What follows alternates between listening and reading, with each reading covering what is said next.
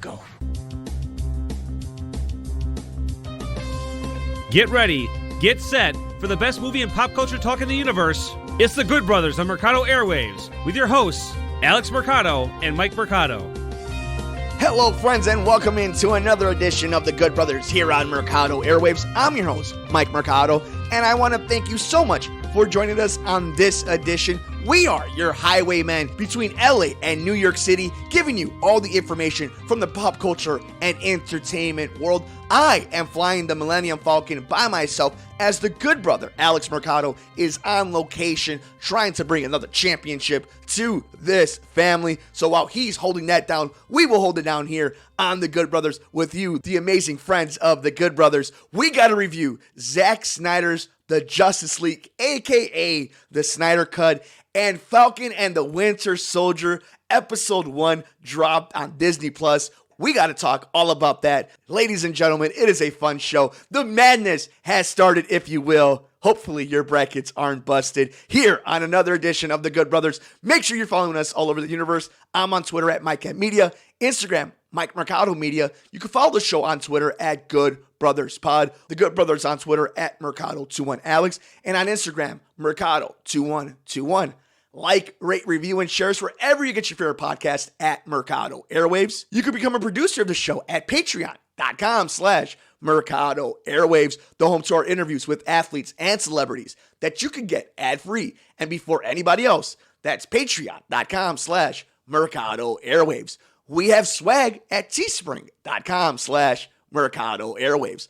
Like us on Facebook at Mercado Airwaves. Subscribe to us on YouTube, youtube.com/Mercado Airwaves Network. Come play video games with us on Twitch, twitch.tv/Mercado Airwaves. And if you would like to keep up to date with everything we're doing on the podcast network, from the sports show, from the true crime show, from our sister podcast, the Gone Missing Podcast, and every interview and anything else that we're working in between that, follow us on Twitter at Mercado Airwaves. So begins the end for Darkseid. I've never seen a being this strong. Maybe one. He's back. I spent a lot of time trying to divide us. I made a promise to him on his grave. I need to bring us together. There are enemies coming from far away. They serve an old power. This world is divided. No protectors here. No lanterns. No Kryptonian. It will fall in his name. I have turned worlds to dust. All of existence shall be mine.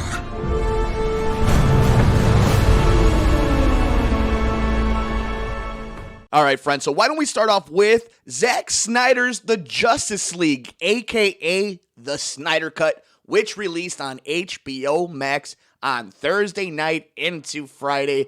And here we are. The journey has finally come full circle. We get the movie that had been in limbo forever. The rumors finally have come to fruition as we get to see the Snyder Cut in all its glory. So I have some thoughts, and before we get into any details, anything that you want to see, if you don't want to be spoiled, if you didn't see the original version of Justice League, I thought this was fantastic. I loved it. I am somebody who truly disliked the first Justice League iteration that we got and Dawn of Justice. And you know me, guys, I am a huge Batman stan. I love Superman.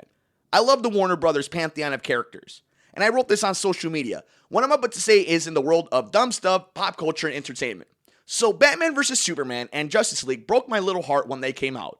With that, I thought the Snyder Cut was going to be trash, just less stinky. Well, friends, it was wonderful. That's it. Wonderful. And there's so many emotions that you can say that if you were a fan of pop culture and the movies you had about this movie and where we were going. Because obviously, Zack Snyder himself as a filmmaker is very polarizing. And these characters are very polarizing. And living in a world where there's the MCU, and we got Infinity War, and we got the Endgame, and we got all these different type of MCU shows on Disney Plus, and even Star Wars, who haven't had the best track record recently in the big screen, knock it out of the park with The Mandalorian. So there's a lot of good vibes in the nerd culture, in pop culture, not just with the major companies, but you look at things like The Boys. And it's just this thing, this overwhelming momentum that a lot of these shows are having. And for some reason, whether it is a show or a movie, Warner Brothers and this DC universe have not been able to really get on track. They've had some really wonderful hits, like an Aquaman, a Wonder Woman, in my opinion, Man of Steel. And then they've had some big duds. I actually like Shazam, for example. But then you get these messes like Wonder Woman 84, or the Justice League, or Dawn of Justice. So we're finally here at this point. And I think they delivered on what they promised. I like what Zack Snyder was trying to do. I like what he did deliver. And you have to give him credit. I want more. I didn't think that after this, that's what I would be saying, is that I want more of the Snyderverse. But that's what ended up happening, and he knocked it out of the park. The entire team did. And it makes you wonder what Warner Brothers was thinking. Look, the runtime is a real thing. That 4 hours, it's a grind. But you couldn't figure something out.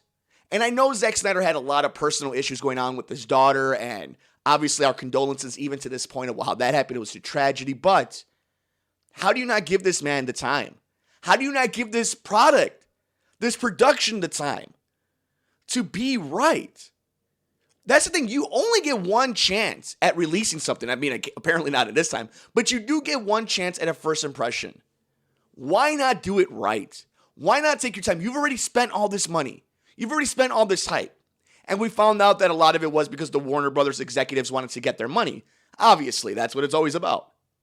But it's just a question of, man, what we were robbed in that movie theater, in that time in history. And time has been kind to Zack Snyder, I believe. I think a lot of people give him a hard time, but I think as we look back at his filmography, there's a lot of good stuff. There's a lot of wacky things too. But I think the man does and has a great eye for visual storytelling and interesting storytelling. And that's what I think the Snyder Cut was, this new Justice League. Let's talk about a few things. The runtime. It's 4 hours, guys, and it's 4 hours strong. Now, did I feel it when I was watching? Not really, but to be fair, I was in the office. I was in the studios. So it kind of just went with the day. I was entertained throughout the entire movie, throughout the entire runtime. And I got a lot of things that I enjoyed in the story. And to flesh out some of these moments and these characters and what could have been. And a lot of that is strictly because of the runtime. Are there things in it that you could have taken out? For example, and this is now, we'll start getting into spoiler territory, so I highly suggest you guys watch it over the weekend when you're not watching your favorite collegiate team in March Madness, or you're not doing anything in the beginning of spring this weekend. Go ahead and watch it. I highly suggest it. But on some spoilers, I like what Ezra Miller did with The Flash. I've always kind of liked his character. And this one, they definitely fleshed out him and Cyborg. Ray Fisher crushes it as well. So all the haters of Ray Fisher, I mean, dude's a monster. So I like what they did with them. There are scenes specifically with the Flash that didn't have to be in this movie, but I'm glad they're in there. Because again, it's a scenario where it's better that you do than you didn't. And I know it's a gluttony thing and it's fan service, but it's such a unique situation. And of all times to kind of do something like that, I guess this is the time to do it. But there's definitely a little filler that could have been taken out to make it a little bit of a tighter movie. But that's how we got into this point to begin with. Is we were trying to make it a different version than what Zack Snyder wanted. So if this is what he wanted to show us, then I was in for it. Now we could go a little bit of the good and the bad. The good is obviously the amount of time that they use. And they utilize it very well. That's one thing that you got to say. It's one thing to get the director's cut. It's another thing when the director makes good use of the resources he was given. And that's what Zack Snyder did. He got that second chance, and he did everything he wanted to. Whether you liked it or not, you can't say it wasn't professionally done and that you didn't get what he was going for. That's super important in today's business.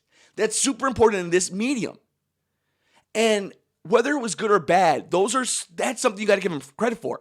And one of the things that I liked was the utilization of the time he was given. The thing I didn't like is some of the stuff that he did take away. And there's one quote and one scene specific that he did take something out. And that was when Clark comes back, when they resurrect Kal-El. There's the moment where Superman sees Batman. And he goes at him, and he's just beat the hell out of the entire Justice League and with no time, no problem, right? And he says, "You won't let me live, and you won't let me die." There was something so poetic and just powerful the way Henry Cavill delivered it, and it coming from a berserker Superman, and it wasn't in the movie. Does that change whether the movie was good or bad? Absolutely not. But it was something that I really enjoyed and I took from the theatrical version. And it's missed in this one, I think. I think it's something that still could have been really well done, but that wasn't the Superman Zack Snyder wanted to show us. That wasn't it. So I got to be okay with it. At the very least, that I see what he was trying to do. The other thing that was taken out of the movie when it comes to a line was Batman and the Flash. One thing I really liked about Justice League, the theatrical version, was Ezra Miller's Flash wasn't this badass superhero. He was like you and I, a goofball who got these godlike powers. He doesn't know military tactics. He doesn't know how to street fight. Not to that level. And in Justice League, he talks about how this is a dude that's conquered hundreds of thousands of worlds, and you have to presume he's won them because he's got into our planet. And I've never fought anybody like that. What am I supposed to do? And Bruce looks at Barry and tells him, just save one. Start with that. Just save one person.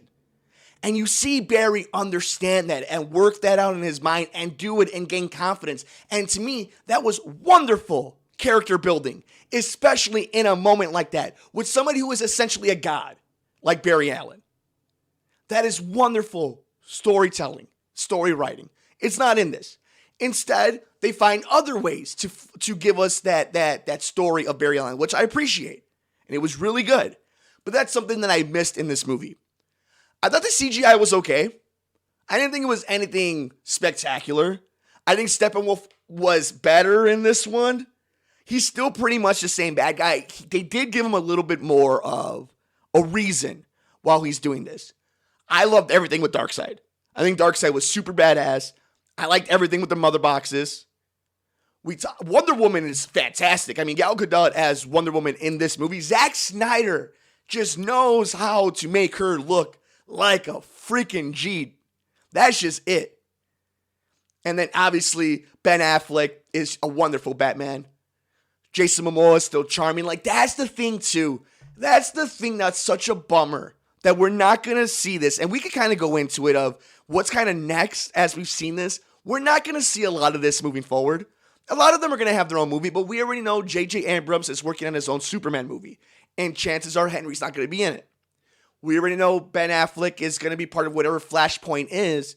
But after that, we get our Rob Pattinson Batman directed by Matt Reeves. So it kind of is a bummer that all this great chemistry and all this momentum will be kind of ending. And it does end with this movie.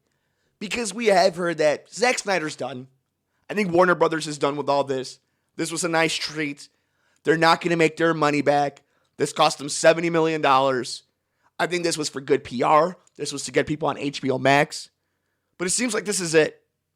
And if that's the truth, if this is it, what a wonderful way to go out. What a wonderful way to put this all together. Because it's a story of perseverance, of going out there and doing the damn thing. Because this, we all knew, let's be 100% honest, we were making fun of the Snyder Cut. All of us were at some point or another. And not only does it come out, it gets a 78 on Rotten Tomatoes from the critics. It gets a 97 from the fans. Look at the difference between that one and the original theatrical release of Justice League. That's a triumph. And I loved it. I enjoyed it. I suggest you guys watching it. We'll talk about it when the Good Brother is back in studio, but shout out to Zack Snyder. Shout out to his family for what they had to deal with in the making of this. Shout out to the performers who gave it their all again, who believed in this. Shout out to the fans who helped this become a thing, because Zack Snyder's Justice League, aka the Snyder Cut, was a wonderful experiment that we got to see in this medium. And damn it if it didn't deliver and did justice to some performers and characters and minds behind the project that put a lot of TLC into this. And for us fans, that's all we can ask for. Oh, and yes, I did think Jared Leto's Joker in this version was pretty damn cool and haunting. And again, just leaving us wanting more of Jared Leto's Joker versus Ben Affleck's Batman. But if nothing else, at least we got to see it one time. A good friend of mine once said, "The price of freedom is high. It always will be. It's time.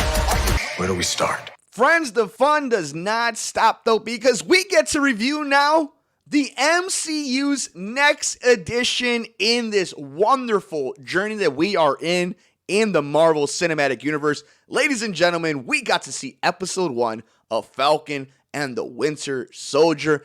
And once again, Lord Kevin Feige and the people at Marvel hit it out of the park. What a great episode. First of all, before we get into spoilers, 10 out of 10, watch it, 40 minutes, a legit 40 minutes, not like WandaVision, which is more like 29 minutes and 10 minutes of credits.